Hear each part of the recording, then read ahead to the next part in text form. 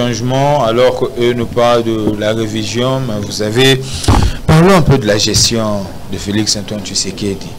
Hier, c'était l'FCC qui bloquait. Hier, c'était Kabila qui bloquait. Aujourd'hui, c'est la Constitution. C'est quoi vraiment la vraie raison?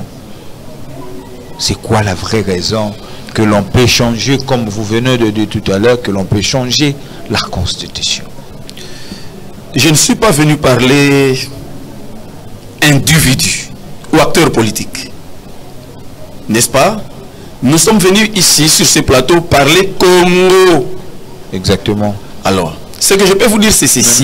Mais compare Congo. Ce que je peux vous dire, c'est ceci. Personne morale. La Constitution n'empêche pas les détournements. Ok.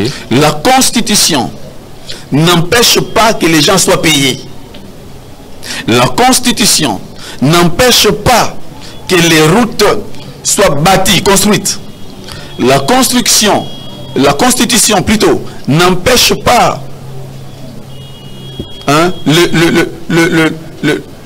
la production nationale. Voyez-vous? Mais maintenant, qu'est-ce que nous disons? Nous sommes devant un fait. Nous sommes devant des agendas cachés. Les agendas des ennemis de cette nation. Les ennemis de ces paradis. Et moi j'ajoute en disant que c'est de bonnes guerres. C'est la loi de la nature. Le plus fort a tendance de dominer le faible.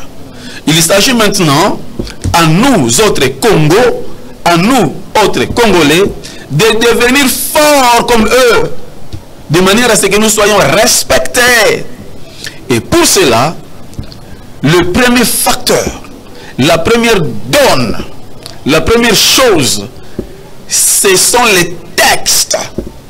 C'est la raison pour laquelle on appelle la Constitution loi fondamentale. Nous avons besoin d'un Congo prospère, riche, meilleur. Ok, ce Congo aujourd'hui est malade. Mais nous avons besoin d'un Congo, le Congo de nos rêves. Un Congo meilleur pour nos enfants. Ok. Aujourd'hui, nous disons, c'est Félix qui est là. Nous ne voulons pas changer la Constitution parce qu'il risque de briguer un troisième mandat. Ok, d'accord.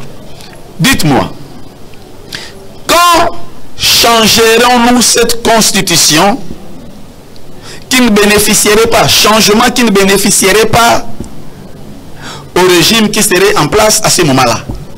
Quand la Constitution aujourd'hui porte des germes sérieux de balkanisation. Allons-nous laisser cette Constitution lorsque demain nous aurons un pouvoir qui s'en tient au texte? Quels sont ces textes que ce pouvoir sera censé de respecter? Une loi de ce genre, une loi dans laquelle le système politique est non seulement copié de l'étranger, non seulement copié des Occidentaux, mais aussi un système qui n'a, monsieur le journaliste, rien, absolument rien à voir avec nos coutumes, rien à voir avec notre identité, rien à voir avec nos valeurs. Son producteur